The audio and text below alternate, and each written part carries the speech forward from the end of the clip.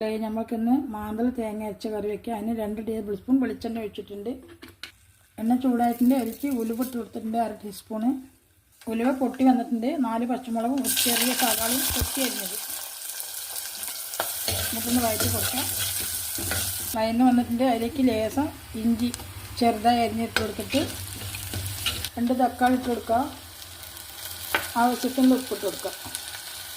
എന്നിട്ട് നല്ല മിക്സ് ചെയ്തിട്ട് ഇത് തക്കാളി ഒന്ന് വെന്ത് വരട്ടെ.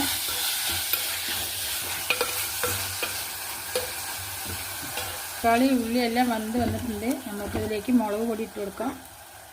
1 ടീസ്പൂൺ മുളക് പൊടി, 1/2 ടീസ്പൂൺ മല്ലിപ്പൊടി, 1/4 ടീസ്പൂൺ മഞ്ഞൾപ്പൊടി ഇതിട്ട് കൊടുക്കാം. അതിലേക്ക് 1-2 കറിവേപ്പിൻ്റെ ഇല ഇട്ട് കൊടുക്കുക. ഇതൊന്ന് എണ്ണ തെളിയും വരെ ഒന്ന് വഴറ്റി കൊടുക്കുക. നല്ലോണം വഴന്ന് വന്നിട്ടുണ്ടെല്ലാം എണ്ണ തെളിഞ്ഞ് വന്ന് ഇതിൽ പുളിവെള്ളം ഒഴിക്കുക. ഇളക്കി കൊടുത്തിട്ട് ചാറ് തിളച്ച് വെന്ത് വരുമ്പോഴേക്കും നമുക്ക് തേങ്ങയും ഉള്ളിയൊക്കെ അരച്ചിട്ട് വരാം. അതിലേക്ക് ആവശ്യമായ തേങ്ങ, 4 ചെറിയുള്ളി, 1 പിഞ്ച് പെരിഞ്ചീരകം. തേങ്ങ ഉള്ളിയൊക്കെ അരച്ച് വന്നിട്ടുണ്ട്. നമുക്കതിലേക്ക് അരച്ച തേങ്ങ ചേർത്ത് കൊടുക്കാം.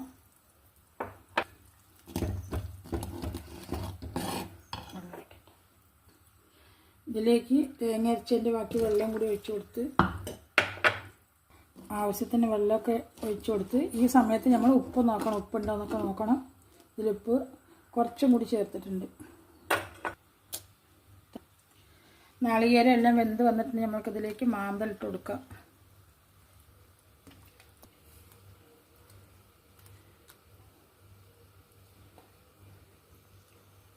ഒന്ന് ചെറുതായിട്ടൊന്ന് ഇളക്കി കൊടുക്കുക. മാന്തൽ വെന്ത് വരട്ടെ. മാന്തൽ ഇട്ട് കഴിഞ്ഞാൽ നമ്മൾ ഒരുപാട് കയ്യിലിട്ട് ഇളക്കാൻ പറ്റില്ല, ഉടഞ്ഞു പോവും. ഒരു പ്രാവശ്യം ഇളക്കിയിട്ടുണ്ടല്ലോ, ഇനിയിപ്പോൾ അത് വെന്ത് വന്നോളും. മാന്തൽ കറി ഇവിടെ റെഡിയായി വന്നിട്ടുണ്ട്. എല്ലാവരും ഉണ്ടാക്കി നോക്കുക. ഇതിൻ്റെ സബ്സ്ക്രൈബ് ചെയ്യുക. എല്ലാവരും ഫീഡ്ബാക്ക് അറിയിക്കുക. ഇനിയൊരു വീഡിയോ ആയിട്ട് വരാം.